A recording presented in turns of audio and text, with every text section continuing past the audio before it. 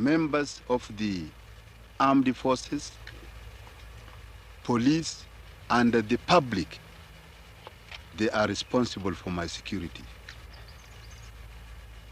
And immediately they hear anybody making subversive activities or try to plan anything against me, they report that person straight to the police. Uganda was recovering from a brutal dictatorship, and a calm, educated man emerged, Yusuf Kironde Lule. In just 68 days, Lule's presidency ended mysteriously, leaving behind more questions than answers. Lule was born in Kampala in 1912 and valued knowledge from an early age. He studied at Makerere, Fort Hare, and Edinburgh, an academic with a global footprint. As principal of Makerere University College, he was a respected academic and civil servant. His integrity and neutrality caught the attention of Ugandan exiles during Amin's downfall. After Amin's fall in 1979, Uganda was politically and economically shattered. The Uganda National Liberation Front was formed to rebuild the country. Lule was chosen for his neutrality, education, and lack of tribal affiliations. He was sworn in as president at the Moshi Conference in Tanzania. Although he was president, real power was with the National Consultative Council, NCC. Lule believed he had executive authority and began to act like a real president. He aimed to rebuild Uganda's institutions quickly and efficiently.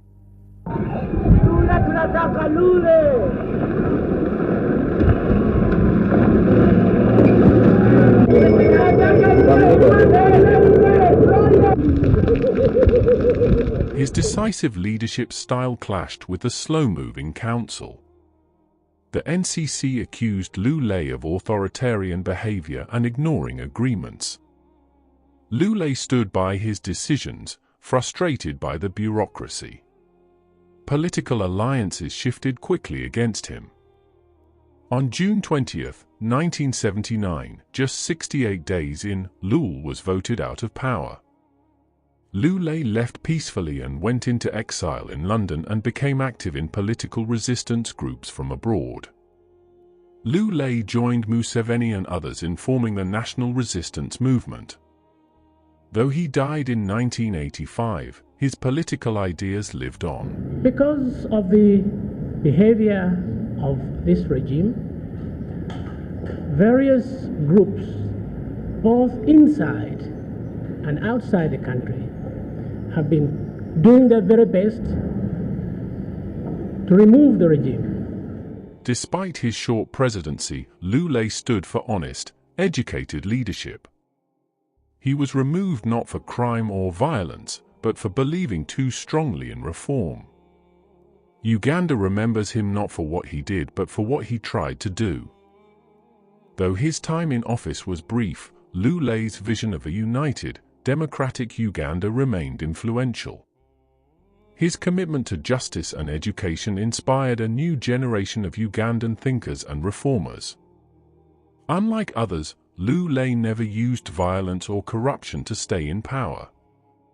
His dignified exit became a quiet symbol of integrity in a region scarred by power struggles. Today, Lule is often overlooked in Uganda's political history, his short rule buried under louder legacies. But to many, especially in Uganda and among scholars, he remains a figure of calm dignity and unfulfilled promise. Yusuf Kironde Lule may not have changed Uganda in 68 days, but he showed what kind of leader the country could have had. Some leaders rule for years and leave no mark. Others, like Lule, rule briefly but leave behind a legacy of principle. They have been working in isolation and independently. Now, the purpose of this conference we had just concluded here in Moshi was to bring all these forces together and work as a united front. So the first thing we did was to form the Uganda National Liberation Front. And Mr. Ndabudere? So, you should give me the name. Mr. How long do you expect the transitional government led by the front to rule Uganda? We hope not very long. I think as soon as conditions are ripe for elections, elections should be held in the country so that the people can be given an opportunity of electing their own government. And how will you deal with the people who have been collaborating with Idi Amin? Well, the people who've been collaborating with the Idi Amin again have been deceived by Idi Amin.